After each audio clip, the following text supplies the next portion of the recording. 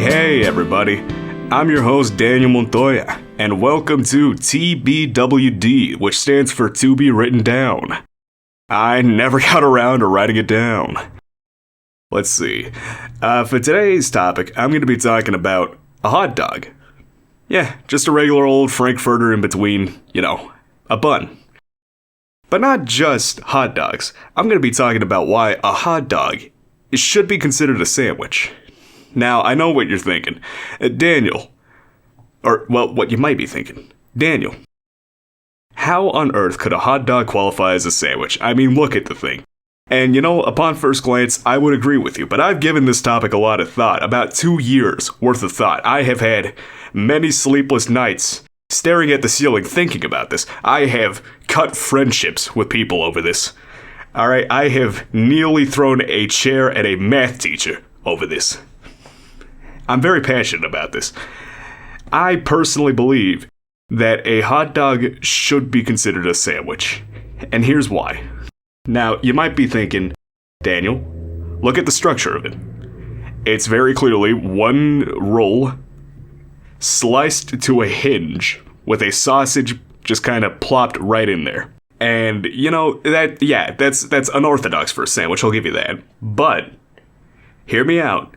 A submarine sandwich operates on the same principle.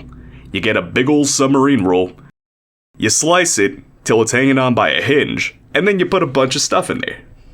And that's a sandwich. I mean, I don't think I would meet anybody who would, say that a submarine sandwich isn't a sandwich.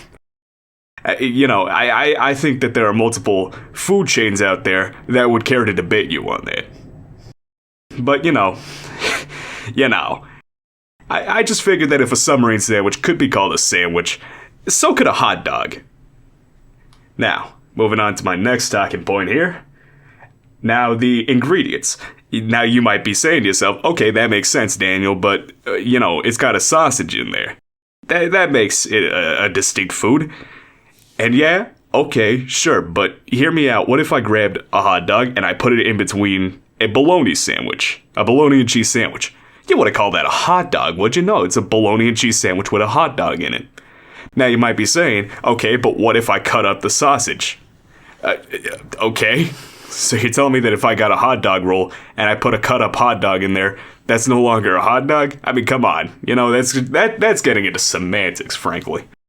Okay, now moving on. The type of bread. Now, you might be saying to yourself, hey, Daniel, but it's a different type of bread. It's smaller than any other type of sandwich bread. Okay, then what of the sliders? And now you might not know what a slider is. That's a small hamburger. And a hamburger is generally considered a sandwich. And if you don't think so, I don't think we can really debate this because clearly you have no idea what a sandwich is. You have no consistent definition. My point being that the type of bread really doesn't matter here. If a slider could, of course, be considered a sandwich. Now, you might be saying to yourself, but Daniel, the way it's held makes it distinct from any other sandwich. Okay, but hear me out. I don't think that the way you eat a food really differentiates it. I mean, you wouldn't consider a cereal really similar to, let's say, a bowl of ramen noodles. Both are served in a bowl, and you eat both with, a spoon. Unless you eat it with a fork or chopsticks. This is a really bad example. But, my point being, I really don't think that the way you hold a food when you eat it should disqualify something from being a certain type of food, or should lump it in with any other type of food. Because that just seems kind of odd. And now you might be saying to yourself, but Daniel, the name. You don't go up to a counter and order a hot dog sandwich. Okay, counterclaim, or counter-argument rather. You don't go up to a counter and order a hamburger sandwich. And like I said, if you don't think that a hamburger is a sandwich, I don't think that you're ready to have this debate, because clearly you don't know what a sandwich is. Right, and now for my final point. Now, you might be saying to yourself, Daniel, look, that's all well and good, but a taco and a hot dog are kind of similar when you think about it. And to that I say that is blasphemy and also wrong. Because, let's get down to what a taco is. It is a bunch of filling in a tortilla, which is an unmodified flatbread of sorts. So I would be comfortable with calling, a shawarma or a pita some form of taco. But a hot dog is not that. Not only is the bread not flatbread, not only is the bread not an unleavened flatbread, it's also modified because you have to slice into it, which automatically disqualifies it from being similar to a taco.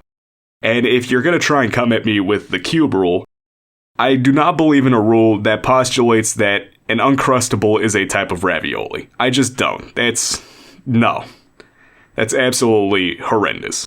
So, in conclusion, a hot dog is a sandwich because there's really no reason why it shouldn't be. And I would encourage you to bring this up with your friends and your family, because I could have easily gone into a half-hour tirade about this, but I had to limit myself to 8 minutes. But, maybe someday I will bring this up, and I will talk about it for half an hour, and, hopefully I'll have guests, and we can spark sort of a good debate. Because I've had many sleepless nights over this, as I've said, and I think I have come up with, a counter to every other counter out there. I've come up with counters. I've come up with counters. I've come up with diagrams. I've come up with presentations. I made a PowerPoint to show my friends because one of them kept on saying that a hot dog wasn't a sandwich, and he's still not convinced, but that's because he's really stubborn about it. Just like how I'm really stubborn about this.